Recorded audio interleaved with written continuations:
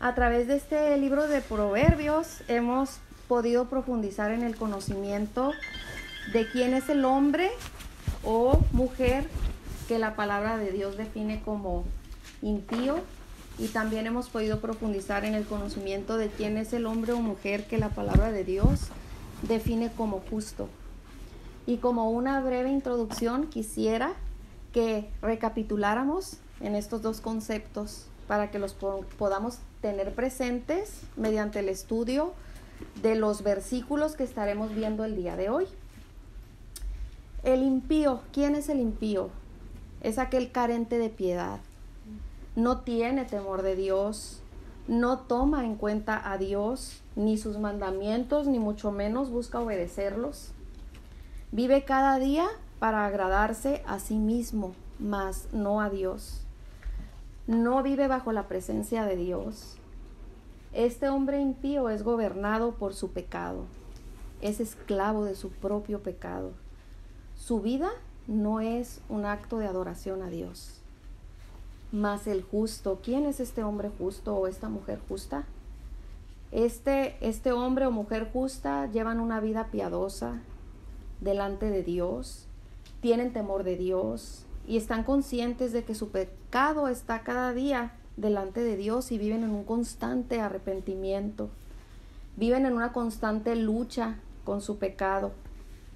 Se saben justificados por Dios por medio de Cristo, y eso los lleva a estar conscientes de que están en deuda con Dios. Saben que solo pueden corresponderle a esta salvación inmerecida con su obediencia a Dios, a sus mandamientos. El justo no se gobierna a sí mismo, su pecado no lo gobierna, le gobierna a Dios por medio de su palabra. Vive en una constante obediencia y sometimiento a Dios. Con esto dicho, vayamos a nuestros pasajes que estudiaremos hoy y profundicemos aún más en la enseñanza de la palabra que habla sobre la vida y comportamiento del justo y del impío.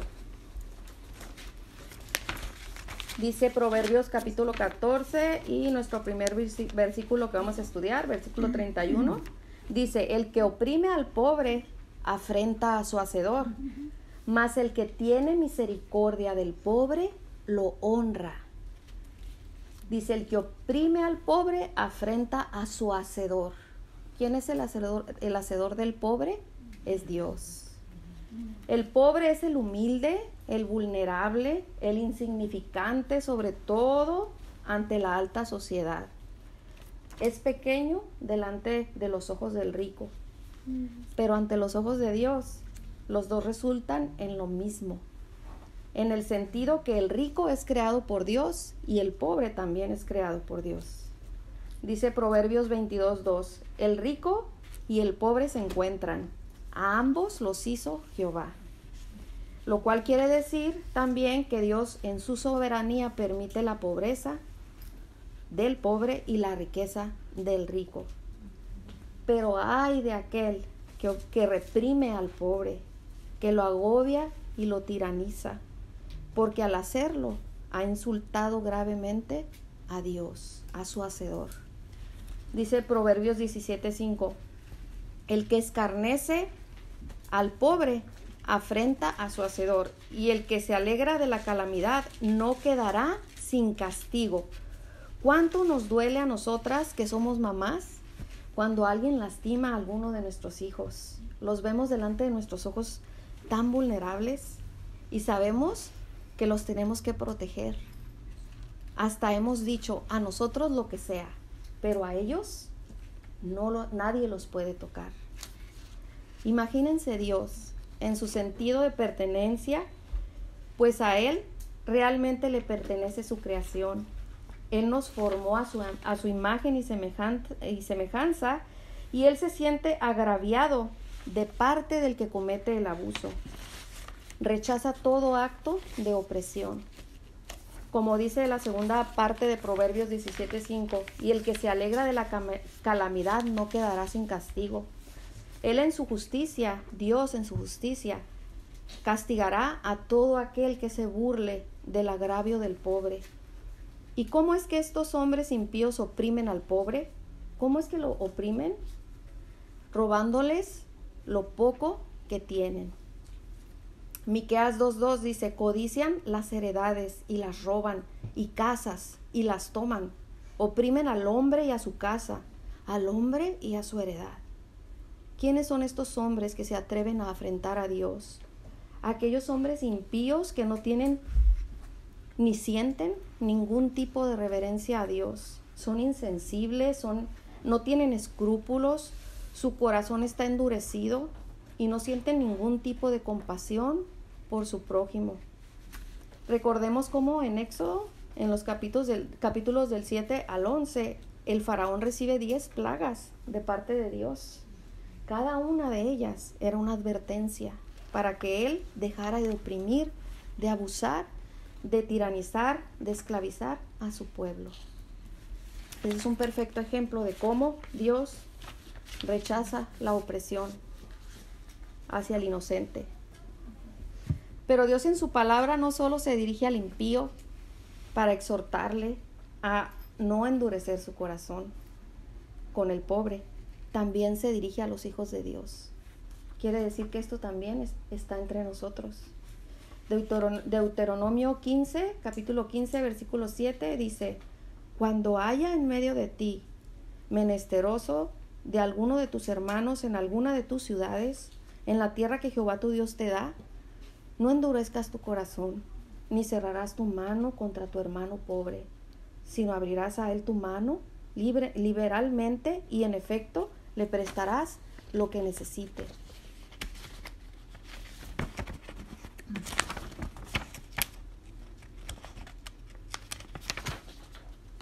Continuando con el versículo 9 dice: acuérdate de no tener en tu corazón pensamiento perverso, diciendo: cerca está el año séptimo de la remisión, y mires con malos ojos a tu hermano menesteroso, para no darle, porque él podrá clamar contra ti a Jehová, y se te contará por pecado. Sin falta le darás, y no serás de mezquino corazón cuando le des, porque por ello te bendecirá Jehová tu Dios en todos tus hechos y en todo lo que emprendas. La palabra nos dice que si hay algún pobre cerca de ti, no seas inhumana, ni le niegues tu ayuda a tu compatriota necesitado. Al contrario, sé generosa con él y préstale lo que necesite. Y aunque en este tiempo no existe un tiempo en que se liberan las deudas, que es el tiempo de remisión de aquel tiempo, que donde se liberaron las deudas y obligaciones cada 7 años, aunque en este tiempo no existe eso, desafortunadamente, dice, para que este pobre resolviera su economía, existía ese día en que se liberaban las obligaciones, se perdonaban las deudas. Bien, si pudiéramos sustituir esto por el pensamiento en el día de hoy, sería que alguien más venga y le ayude, que alguien más solucione su problema. Podríamos decir eso. Y entonces podríamos ponerle una mala cara a aquel que se halla en la pobreza y no le prestaríamos nada, pensando de esta manera. Pero él se quejará sobre ti delante de Dios, y tal acción se te contará como pecado. Debes ayudarlo siempre y sin que te pese, sinceramente y con agrado, porque por medio de esta acción el Señor tu Dios te bendecirá en todo lo que hagas, en todo lo que emprendas. Esta es una palabra de promesa y también es una palabra de exhortación que nos recalca que Dios es quien nos da la prosperidad, no para hacernos ambiciosas, sino para compartirla con otras mujeres o hombres que se encuentran en necesidad. Dice Santiago capítulo 2, versículos 15 y 16, y si un hermano o una hermana están desnudos y tienen necesidad del mantenimiento de cada día, y alguno de vosotros les dice, id en paz, calentaos y saciaos, pero no les dais las cosas que son necesarias para el cuerpo, ¿de qué aprovecha? Supongamos que a uno de nuestros hermanos o hermanas les falta la ropa o la comida para el día, y a una de nosotras les dice, que les vaya bien, abríguense y coman todo lo que quieran. Y teniendo para darles, hagamos este acto y a lo mejor tal vez les podamos decir, voy a orar por ti para que Dios te dé lo que necesitas, y tú teniendo contigo lo que esas personas necesitan. ¿No suena esto como un insulto? Un insulto hacia Dios y hacia mi hermano o hermana en necesidad. Solo mostraríamos entonces una fe sin obras. Nuestra fe resultaría dudosa. Mas aquel que tiene misericordia del pobre ha venido a enaltecer a Dios cuando tiende su mano al menesteroso.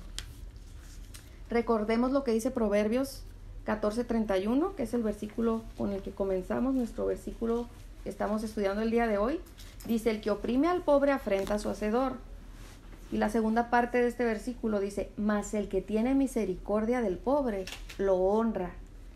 Dios en su palabra nos muestra cómo debemos ser con el pobre, cómo debemos tratarlo. Número 1, nos dice que debemos tener misericordia de ellos. Dice Proverbios 14:21, mas el que tiene misericordia de los pobres es bienaventurado. ¿Qué es bienaventurado? Es dichoso. El Hijo de Dios se deleita en hacer la voluntad de su Padre, e imitar a su Padre Dios haciendo lo bueno le provoca alegría y gozo. Mateo capítulo 25, versículo 35 dice, porque tuve hambre y me disteis de comer, tuve sed y me disteis de beber, fui forastero y me recogisteis, estuve desnudo y me cubristeis, enfermo y me visitasteis, estuve en la cárcel y vinisteis a mí.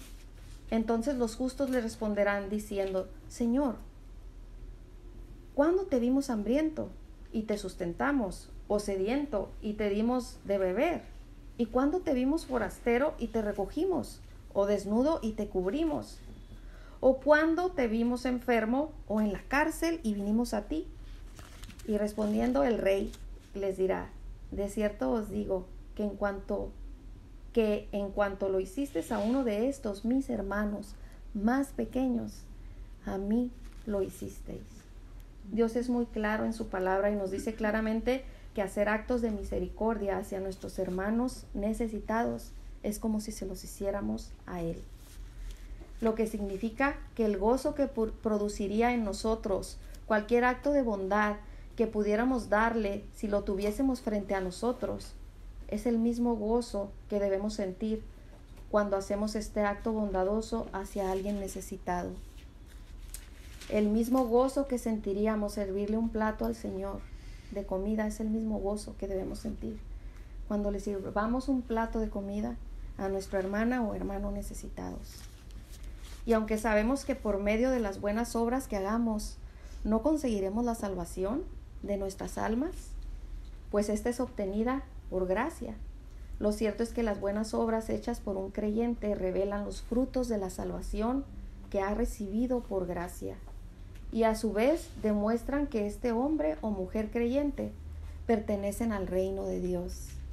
Y estos frutos los podemos ver en sus obras de misericordia hacia otros creyentes y hacia su prójimo. Veamos lo que dice Romanos 8:29. Porque a los que antes conoció, también los predestinó para que fuesen hechos conforme a la imagen de su Hijo, para que Él sea el primogénito entre muchos hermanos. Cristo se identificó con su pueblo como su hermano mayor. Tomando en cuenta esto, podemos decir que de la manera en que tratamos a otros cristianos es como tratamos a Cristo. Hechos 9:4 dice, y cayendo en tierra oyó una voz que le decía, Saulo, Saulo, ¿por qué me persigues? Jesús muestra en este pasaje que siente una profunda empatía con su pueblo, pues al haber sido él perseguido, Ahora su pueblo estaba siendo perseguido. Jesús mostrando misericordia hacia los suyos, defendiéndolos, demostrándoles así su amor en esos momentos de prueba y de debilidad. Además de que nos muestra que lo malo que le hagamos a nuestros hermanos se los hacemos a Él. Nosotros debemos imitar a Jesús y tener misericordia de nuestras hermanas, sobre todo cuando están en debilidad, cuando están en momentos de necesidad. ¿O qué haremos? ¿Oprimirlas más? ¿Ignorar su necesidad? Por supuesto que no.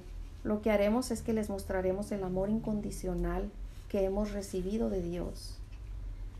Número 2, ¿qué nos pide Dios que hagamos con el necesitado?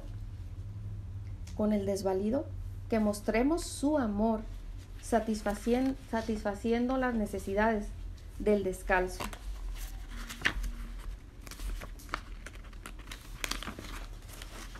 Primera de Juan 3:17 nos dice, pero el que tiene bienes de este mundo y ve a su hermano tener necesidad y cierra contra él su corazón, ¿cómo mora el amor de Dios en él? Por supuesto que puedo pasar por momentos de necesidad como hija de Dios, pues el ser hija del rey, del dueño del oro y la plata, no me exime de que Dios en su soberanía me permita pasar por momentos de necesidad y de prueba. Pero es ahí donde como hermanas debemos mostrar que el amor de Dios habita en nosotras como hijas de Dios. Y por eso es que debo extender mi mano para darle de lo que Dios me ha dado a esta hermana o hermano en necesidad. Los hijos de Dios muestran el amor y la misericordia que vienen de Dios su Padre. Si tenemos para dar, demos. Demos de nuestros bienes para mostrar amor y misericordia a nuestros hermanos. En este versículo, la primera parte del versículo, Dios se dirige al impío y se dirige al creyente. Al impío se dirige condenándolo por oprimir al pobre y al creyente se dirige exhortándolo para no caer en eso. Y en la segunda parte de este versículo, donde pide que mostremos amor y misericordia, solamente se dirige a los hijos de Dios, porque sabe que a los impíos no puede pedirles eso, porque no hay nada bueno en su corazón. Pero en el corazón de los hijos de Dios sí hay algo bueno que viene de Él, ¿verdad? Con esto dicho, continuemos con nuestro siguiente pasaje de hoy, Proverbios 14:32. Dice, por su maldad será lanzado el impío, mas el justo en su muerte tiene esperanza. Esta palabra que vamos a ver hoy es una palabra dura, es una palabra fuerte, es una palabra no agradable para muchas personas, pero está en la Biblia y no podemos brincárnoslas. Hemos estado compartiendo la palabra de Dios expositivamente, versículo por versículo, capítulo por capítulo, versículo por versículo. No podemos omitir nada que Dios diga porque nosotros amamos y aceptamos todo lo que diga Dios. Entonces, comencemos con este versículo. Dice Proverbios 14:32, por su maldad será lanzado el impío, mas el justo en su muerte tiene esperanza. La ruina del malvado es su propia maldad. Este hombre ha puesto su fe en las seducciones del mundo, en los placeres pasajeros del pecado. Dice el versículo, será lanzado el impío. ¿A dónde? ¿A dónde será lanzado? Al lago de fuego. Su pecado le condena cada día y lo lleva camino al infierno. Miren lo que dice Apocalipsis 21:8. Pero los cobardes, los incrédulos, los abominables, los asesinos, los inmorales, los hechiceros, los idólatras y todos los mentirosos tendrán su herencia en el lago que arde con fuego y azufre, que es la muerte segunda. Los problemas pueden ser desastrosos para el impío aquí en la tierra, pero el castigo eterno será aún peor. El hombre o la mujer impíos prefieren pretender creer que no existe el infierno, o aún también que existe, pero que no es tan malo como se piensa. Hacen toda clase de definiciones propias sobre el infierno, sacadas de libros, de revistas o de anécdotas de quienes dicen haber estado ahí y haber vuelto. Y la verdad es que todo esto es falso, muy lejos de ser verdadero, pues la única verdad sobre el infierno está en la Biblia. Veamos cómo describe la Biblia ese lugar. Mateo 13:50. Y los echarán en el horno de fuego. Allí será el lloro y el crujir de dientes. El lloro por el dolor insoportable e interminable que sentirán en su cuerpo. El crujir de dientes por el odio que aún ahí en el infierno sienten contra Dios. Marcos capítulo 9, versículo 43. Si tu mano te fuera ocasión de caer, córtala. Mejor te es entrar en la vida manco que teniendo dos manos e ir al infierno, al fuego que no puede ser apagado, donde el gusano de ellos no muere y el fuego nunca se apaga. Tal vez escuchas esta palabra y, como decíamos, es dura de escuchar, pero es la palabra de Dios. No la vamos a dejar de lado en ningún momento. ¿Quién les predicará a los impíos sobre el destino que les espera si no lo hacemos nosotras como hijas de Dios? Si no estudiamos esta palabra, si no la aceptamos como una verdad absoluta, ¿cómo la vamos a llevar a otros que perecerán en ese lugar? ¿Saben a quiénes les cuesta más todavía aceptar esta palabra? Tristemente a muchos cristianos. No quieren escuchar acerca del infierno, solo del cielo, solo de las promesas del Señor. Cuando les hablas de este evangelio puro que incluye el cielo y que incluye el infierno, te dicen que eres legalista, que no seas tan radical, que vas a asustar a la gente y muchas cosas así. Eso es para los conservadores.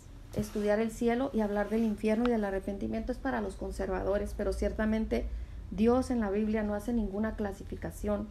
No dice que la santidad o la obediencia a Dios es para los conservadores cristianos y los demás no deben obedecer. Dios no hace ningún tipo de clasificaciones de cristianos. Dice, sí, pero si tú ves a un ciego que va caminando hacia un precipicio, ¿no le advertirás lo que le espera? Si sigue dando unos pasos más, si tú estás viendo el lugar hacia donde él va, ¿no le pedirás que se detenga? Y si no quiere hacer caso, ¿no le vas a insistir? ¿No le vas incluso hasta gritar que no lo haga, que no dé un paso más? Porque le vas a advertir que si lo hace, va a caer al precipicio. Dime cuál es la diferencia del impío que es ciego y va rumbo al precipicio, que es el lago de fuego que arde con fuego y azufre. Es peor aún esta realidad. ¿No es así? En la mayoría de las iglesias cristianas no se predica acerca del infierno, porque no quieren que la gente se vaya y dejen de poner sus ofrendas en el alfolí. Pero a ellos el Señor les pedirá cuentas de lo que han hecho con sus ovejas, porque les han predicado un evangelio diluido, un evangelio a medias. No les han hablado el evangelio verdadero, que tiene que ver con el cielo, pero también con el infierno. No puedes predicar un evangelio sin predicar el cielo y el infierno también. Dice Juan 3:16, que conocemos los conocemos de memoria este versículo, la mayoría de todas las que estamos aquí. Porque de tal manera amó Dios al mundo, que ha dado a su único hijo, a su hijo unigénito, para que todo aquel que en él cree no se pierda, mas tenga vida eterna. Este solo versículo encierra el evangelio. Es un mensaje corto, profundo y el más importante que una persona pueda recibir en su vida, el más importante que nosotros hayamos podido recibir en nuestra vida, porque el evangelio es el poder de Dios para salvar a alguien. Dice este versículo, no se pierda, mas tenga vida eterna. Vida eterna es el cielo. No se pierda, ¿dónde? En el infierno. Querida hermana, el mayor acto de amor que tú puedes hacer con los tuyos, con el prójimo, no creyente es predicar este evangelio de vida eterna, que habla de la vida eterna, pero también habla de la muerte eterna. Si tú no lo haces, ¿quién lo hará? Si tú no lo adviertes, ¿cuál es el destino del impío? ¿Quién lo hará si tú no se lo adviertes? Pues el impío se cree bueno ante su propio estándar de justicia, que es muy diferente al estándar de justicia de Dios. El estándar es una unidad de medida. El estándar de justicia de Dios es uno y el estándar de justicia de nosotros es diferente al de Dios. El estándar de justicia, su estándar de justicia de Dios es en base a lo que a él le parece que es bueno o malo, del impío, es a lo que en su propio parecer le parece que es bueno o que es malo. En su condición pecaminosa tiene una idea distorsionada de lo que es, pues a lo bueno le llama malo y a lo malo le llama bueno. Eso lo vemos claramente en el mundo. También el impío prefiere vivir bajo la propia idea que se ha creado de un Dios a su gusto, a su comodidad de vida. Ese Dios con D minúscula, porque no es el Dios de la Biblia, él cree y piensa que no lo enviará jamás al infierno, porque este Dios es bueno. Pero el Dios de la Biblia, el Dios de Abraham, de Isaac y de Jacob, es un Dios de amor, un Dios bueno, pero también es un Dios de justicia, que rechaza el pecado y castiga al pecador no arrepentido. Dice Mateo 10:27, y no temáis a los que matan el cuerpo, mas el alma no pueden matar. Temed más bien a aquel que puede destruir el alma y el cuerpo en el infierno. ¿Quién es aquel que puede destruir el alma y el cuerpo en el infierno? Ese es Dios. Dice Salmos 7:11, Dios es justo y Dios está airado contra el impío todos los días. ¿Amamos también a ese Dios de justicia? Si nuestra respuesta es sí, significa que nosotros amamos y aceptamos al Dios de la Biblia y nos identificamos con Él porque es nuestro Padre y amamos todo lo que Él es. Si tu respuesta es no, entonces tienes un grave problema que tienes que arreglar, yendo a las Escrituras para conocer por ti misma a este Dios verdadero, justo, amoroso, santo y bueno.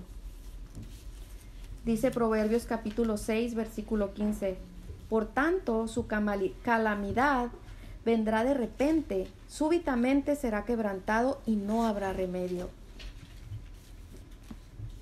En medio de la adversidad, el impío no tiene nada, ningún sostén. En medio de la prueba, de la adversidad, de la tormenta que él está pasando, no tiene nada en que recargarse, ningún consuelo verdadero, solo su propia prudencia que no le sirve de nada, pues está expuesto totalmente a la maldad en la que él mismo se ha sumergido. No hay quien lo defienda, no hay quien le salve, es demasiado tarde, puso su confianza en sí mismo y no puede salvarse a sí mismo. Y cuando parta de este mundo y se encuentre allá, en ese terrible lugar, tal vez dirá, ¿por qué no hice caso? ¿Cuántas veces me predicaron esta verdad y no hice caso? Pero para entonces será demasiado tarde. Y como dice aquí, llegará súbitamente y será quebrantado. Su calamidad llegará súbitamente, no le va a avisar. Ahora, para terminar con este versículo, quisiera mencionar que el impío tiene una oportunidad cada día de venir a Cristo. Tiene una oportunidad cada día de ser justificado por Dios. Mientras él respire, tiene la oportunidad de arrepentirse y venir a Cristo en arrepentimiento y fe. Y Dios es fiel y justo para perdonarlo y limpiarlo de toda maldad. Pero el Evangelio le tiene que ser predicado. Porque el Evangelio es el poder de Dios para salvación, como lo decíamos hace un rato. Y también dice la palabra de Dios, ¿y cómo oirán si nadie les predica?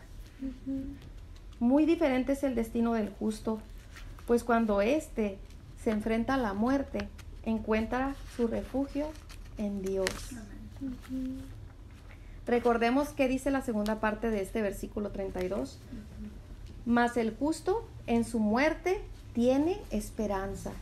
Los justos tienen un refugio cuando mueren, por eso no temen morir. Para el creyente el vivir es Cristo y el morir es ganancia. El justo cree que el cielo es mejor que la tierra. Vive confiado, se sabe justificado por Cristo y conoce cuál es su destino. Romanos 5:9. Con mucha más razón, ahora que ya hemos sido justificados en su sangre, seremos salvados del castigo por medio de Él. Por medio de Cristo fuimos salvadas del castigo eterno, justificadas a través de su violenta muerte sustitutiva. Él fue castigado en lugar nuestro. La ira de Dios cayó sobre Él, castigando cada uno de nuestros pecados, los que hicimos hoy, los que hicimos ayer y los que haremos mañana. Su obra fue suficiente y completa en la cruz. Salmos 49:15. Pero Dios redimirá mi vida del poder del Seol, porque Él me tomará consigo. En contraste con el impío, el creyente ha puesto su confianza en Dios, en su evangelio, sabiendo que Dios hace por él lo que él no puede hacer por sí mismo: redimirlo de la muerte, rescatarlo de la muerte. El salmista expresa: porque Él me tomará consigo. Las mismas palabras usadas en la palabra de Dios acerca de Elías y de Enoc, pues estos también fueron tomados. Ahora veamos cómo la palabra de Dios habla del cielo. Cabe mencionar que no hay otra descripción válida del cielo fuera de lo que habla la Biblia, pues la palabra de Dios es la única verdad absoluta acerca del cielo, del infierno y todo lo creado por Dios. Génesis dice: en el principio creó Dios los cielos y la tierra. Dios creó todo para su gloria. Dios creó el cielo para su gloria. Salmos 19:1. Los cielos cuentan la gloria de Dios y el firmamento anuncia la obra de sus manos. Dios escogió salvarnos para su gloria. Efesios 1:11-12. En Él asimismo tuvimos herencia, habiendo sido predestinados conforme al propósito del que hace todas las cosas según el designio de su voluntad, a fin de que seamos para alabanza de su gloria, nosotros los que primeramente esperábamos en Cristo. Sabemos que iremos al cielo quienes hemos recibido este regalo de salvación. Pero ¿cuántas veces al día, a la semana, al mes o al año meditamos en esta verdad? ¿Cuánto conocemos de este lugar a donde iremos? Este lugar, el cielo, es el hogar de Dios. Isaías 63:15. Mira desde el cielo, dice, y contempla desde tu santa y gloriosa morada.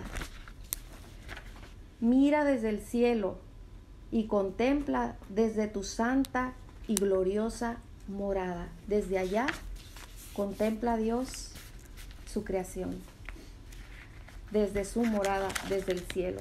El cielo es el lugar destinado para los hijos de Dios, para aquellos que aman a Dios, para aquellos que obedecen a Dios, para aquellos que le siguen. Qué hermoso consuelo en medio de nuestras tribulaciones visualizar a través de la palabra de Dios nuestro hogar con nuestro Padre Dios. Un lugar donde somos amadas, donde encontramos plenitud y seguridad. Como cuando éramos niñas y estábamos en el hogar de nuestros padres, nos sentíamos amadas y seguras. Entrábamos y salíamos corriendo sin pedir permiso. Así nos sentiremos también en este lugar, en este hogar con nuestro Padre Dios.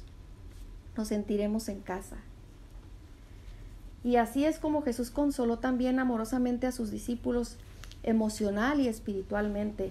Antes de su crucifixión, antes de partir al cielo, les dice en Juan 14 del 1 al 3: no se turbe vuestro corazón, creéis en Dios, creed también en mí. En la casa de mi Padre muchas moradas hay. Si así no fuera, yo os lo hubiera dicho, Voy pues a preparar lugar para vosotros. Y si me fuere y os preparare lugar, vendré otra vez y os tomaré a mí mismo, para mí, para que donde yo estoy, vosotros también estéis. No se turbe vuestro corazón, no se entristezcan. Muchas moradas hay un lugar suficiente para ti y para mí. Él se encarga de decirles, muchas moradas hay. Muchas moradas hay, tiempo presente. En ese momento ya estaban hechas esas habitaciones. Después dice, voy a preparar lugar para vosotros.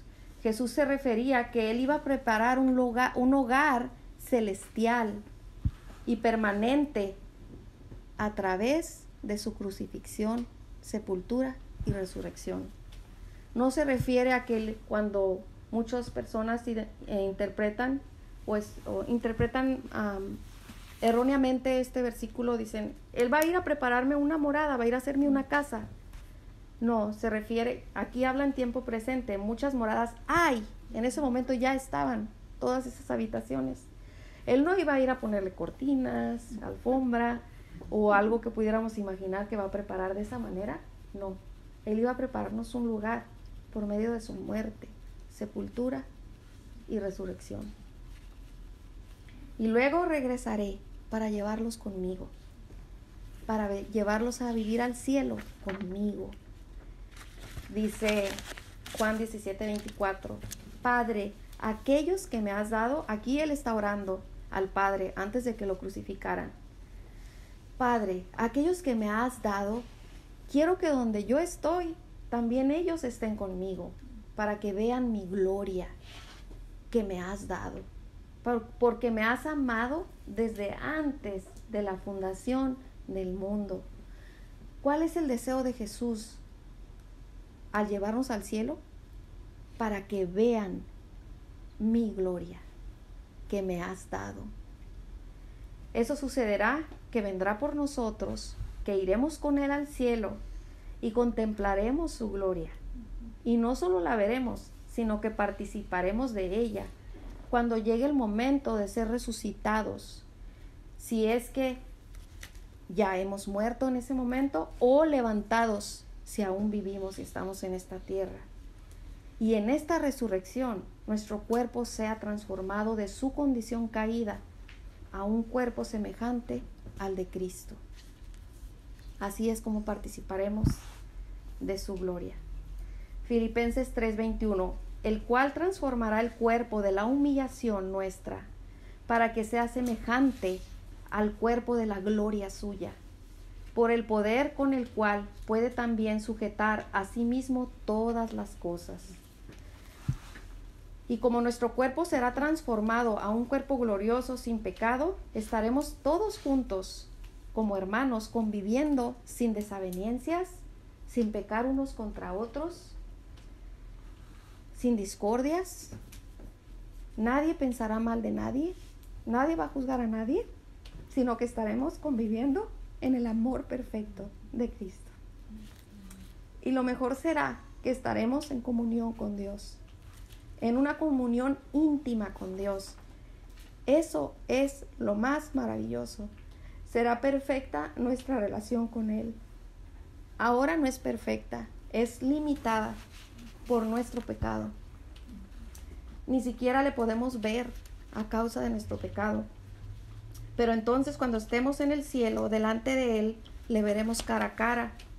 Dice Corintios 13:12, ahora vemos de manera indirecta, como en un espejo, borrosamente, pero un día veremos cara a cara. Mi conocimiento es ahora imperfecto, pero un día conoceré a Dios como Él me ha conocido siempre a mí, porque Él siempre nos ve. En su omnisciencia, en su omnipresencia, Él siempre nos ve. Y ahora, cuando estemos delante de Él, veremos su brillo, su bondad, su ternura, veremos su perfección, su hermosura. Nuestra mente y palabras son limitadas ahora. No podemos describir lo que veremos, solo lo que sabemos de Él en su palabra, pero en persona será aún mucho mejor. Dice un himno que cantamos en la iglesia: bella es la luna, es el sol más bello, y las estrellas sin igual, pero el Cristo es quien más brilla en todo el reino celestial. Él alumbrará el cielo, no habrá necesidad de ninguna lumbrera. Él alumbrará el cielo. Apocalipsis 21:23. La ciudad no tiene necesidad de sol ni de luna que la iluminen, porque la gloria de Dios la ilumina y el Cordero es su lumbrera. Ahí todo será gozo y alegría. ¿Estarás tú ahí? ¿Estarás tú ahí? Asegúrate de estar ahí. Por medio de Cristo puedes estar ahí. Él es el único camino al Padre. Solamente por medio de Cristo. Por medio de nadie más. Salmo 73:24. Me has guiado según tu consejo y después me recibirás en gloria. En este pequeño pasaje el salmista describe la vida del creyente cuyo destino es el cielo. Afirma primeramente que él vive bajo la guianza de la palabra de Dios. Dice más: me has guiado según tu consejo. Se deja dirigir por Dios. Esto quiere decir que obedece lo que Dios en su palabra le manda a hacer. Y después le dice: y después me recibirás en gloria. Después de haber sido conducidas por Dios al estar en esta tierra, entonces nos sentimos seguras de que podemos afirmar que Él nos recibirá en gloria, en su gloria. El hecho de dejarnos guiar por Él en obediencia es la evidencia de que realmente somos salvas. Y cuando muramos, Él nos recibirá en su reino. Pero si no hay una vida de obediencia, entonces no hay evidencia, no hay frutos de ser salvas y por consiguiente no hay vida eterna.